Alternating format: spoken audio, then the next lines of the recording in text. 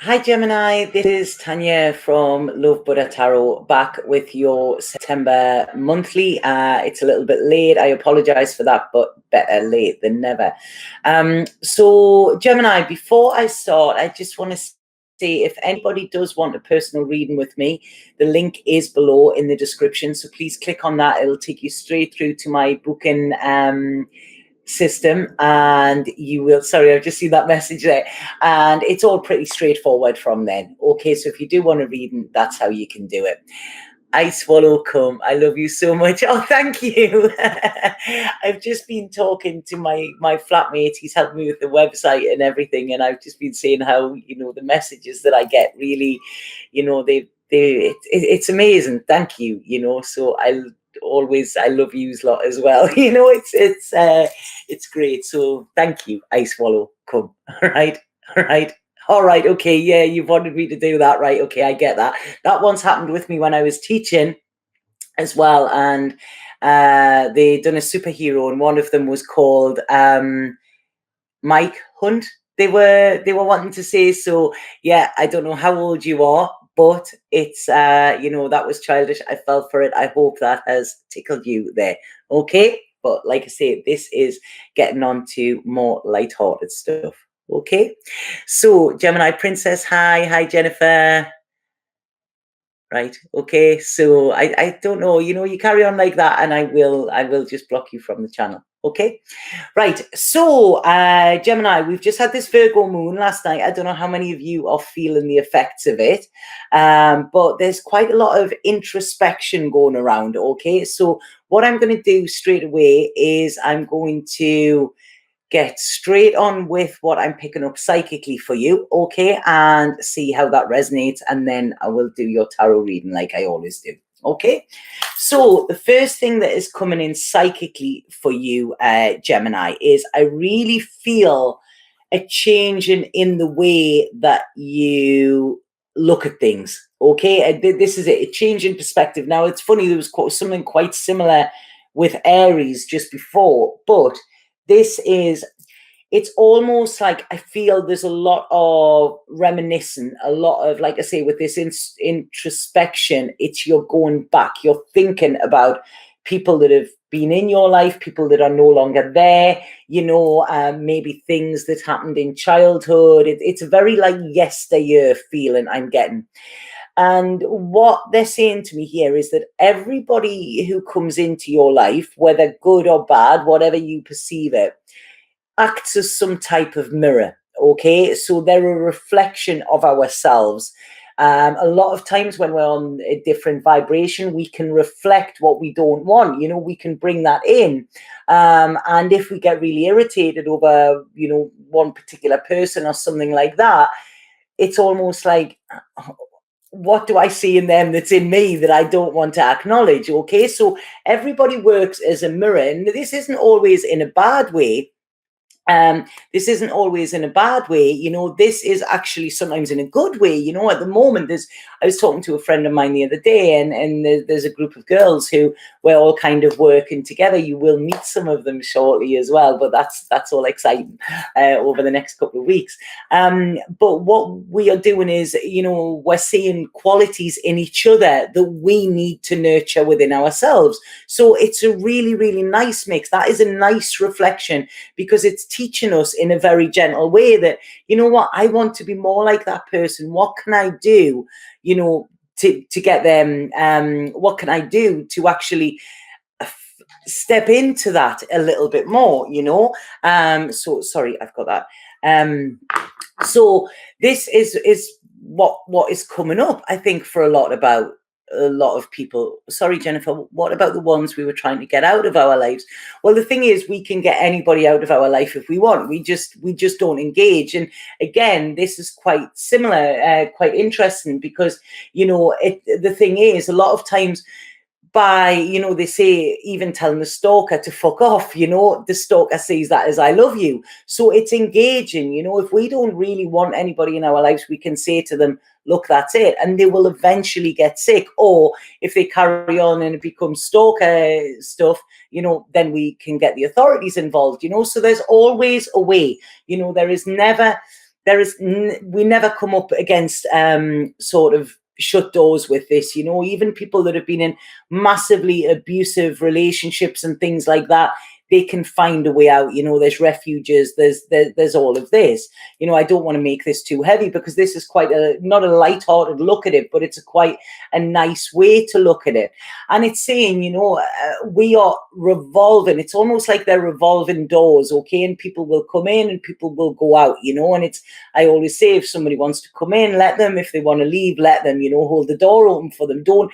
A lot of times we try and make somebody stay around when our time with that person has finished, or we have learned the lessons that we needed to, and then it's that time for that person to part, you know. So they say, like, you know, there's a saying that says, people will come into your life for a reason, a season, or a lifetime.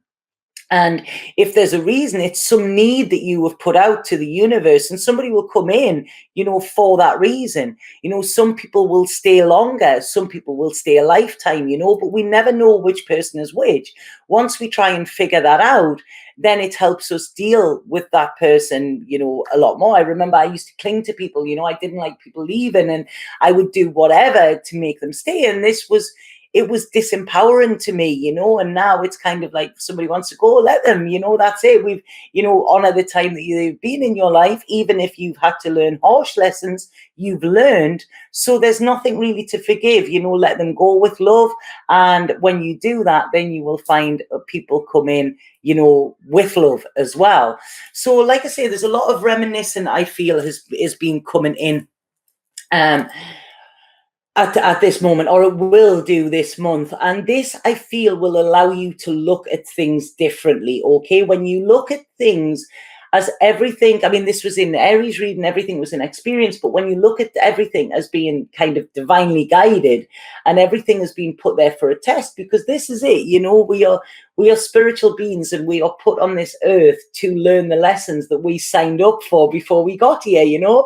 And sometimes we think, God, what kind of, you know, masochistic, macabre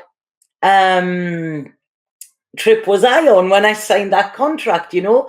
But I can honestly say that with everything, even the bad experiences or whatever, you will grow, okay? And that's what they're there for, you know. It's life lessons.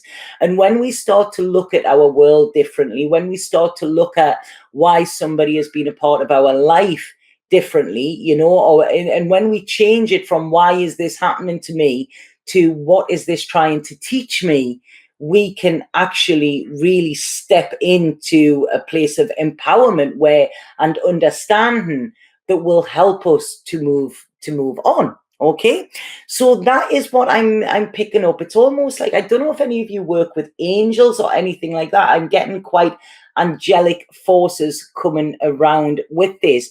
Maybe look out for white feathers, okay? If you're asking for a sign, look for a white feather, because they're saying that will be given. And it's almost like I feel you grow, and I feel you, once you start to take this perception, it's like you will grow. You will be able to stand up for yourself more, and you will be able to stand proud in what you have endured as well, okay? So that's what I'm getting psychically for you.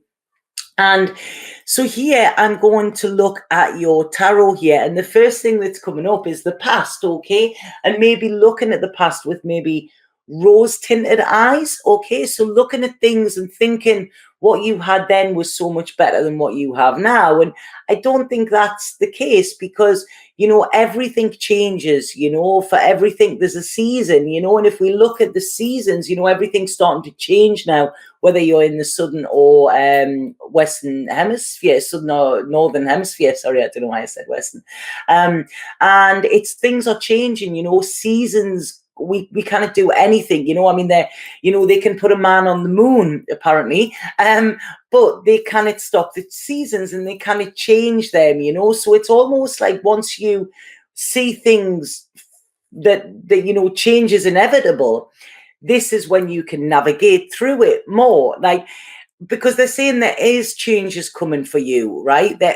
And you're going to have some aha moments, they're saying to me there, okay? So there's going to be some little things of little like sort of, oh, right, okay, that makes sense now, some little pearls of wisdom I think are going to be planted this month. And it's in the past you haven't wanted to see them, but now it's saying, they're there, and you're like, right, okay, I can understand that one. I want to take the knowledge from that one. That one I'm going to put away because that didn't really, don't think I learned much from that, and it's all of this. It's you choosing what you choose to embody and take into your future with you, okay? If it doesn't serve you, let it go. Like I say, this is the same with people, circumstances, jobs, whatever. If it's not serving you, then let it go. Because I really feel a lot of you are going very internal this month, okay? There's a lot of thoughts going, but it's almost like these thoughts will then become communication with spirit or communication with your higher self. And this is going to give you a real good sense of grounding, okay? I think there's a lot of firmness and firmness, stability here. And I feel that you need to give yourself a pat on the back as well, because it's almost like, look at what you've been through and look that you're still here and you're still standing, okay? And you still have the ability to try and better yourself, So it's, what doesn't kill you makes you stronger kind of thing. This is what it's saying. Now, I do feel some of you may have issues with a father figure that is going to come to light this month as well, okay? But it's almost like I feel this light is going to be switched on about it, this clarity moment, this new way of thinking with it that is going to allow you to maybe not leave the person behind, but leave the negative attachments behind, okay?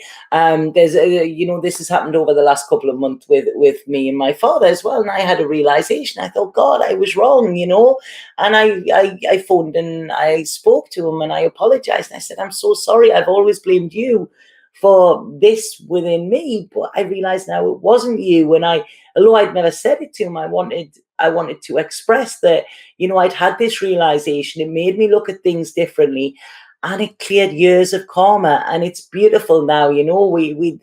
There's a difference in the communication, which is absolutely like, it's gold. Couldn't have bought me it, but that was just by changing my thoughts about it. So I do take my own medicine as well. I don't just preach to the masses. It's like, I do learn from every reading that I do, but this is what it's saying. And I feel this is where we have this time of introspection. Can't speak today. And this is what the Virgo moon's about. It's about putting things in order, okay? And it's like I say, there's always three sides to the truth. There's yours, and then there's the truth. And it's how people see things differently. And sometimes just by clearly communicating, okay, and communicating exactly what you want to say, it can clear all of this karma. And this is what I feel is coming in for you. So I feel rather than fighting against people this month, it's going to be a working together with people, okay? And I really like this because what is coming in with this is a massive, massive healing, a massive healing of your thoughts, of a massive healing internally for you as well. And like I say, this clearing the karma, where this month you're going to be able to take that sigh of relief and think, right, okay, now it all makes sense. I'm out of limbo now because I can see both sides. I'm not like the hangman there looking at that side and looking at that side and thinking which one's right. It's I can see both of them were right at the time, So this is what it's saying. And it's also going to allow you to start planning properly for the future, okay? With these new tools and these new thought skills that you're going to have, this is going to allow you to drastically change your life for the better. And I feel it's coming in quick. It's almost like this could have started in August, I think, and will carry on until October, because it's kind of like this eclipse season sort of pushed this in a way, got the ball rolling. And I feel you might be feeling knackered, okay? You might be feeling like, oh God, I just, when you process all of this stuff, it then gets, it can be quite heavy and it can be quite exhausting. So it's saying here, give yourself time to rest, be gentle with yourself. This is what this Virgo moon's about, being gentle. Virgos are often very self-critical, okay, about themselves, and they beat themselves up if something wasn't perfect. Then they don't want to do it, or they blame themselves. But with this Virgo moon, it's also saying, Virgo's about success.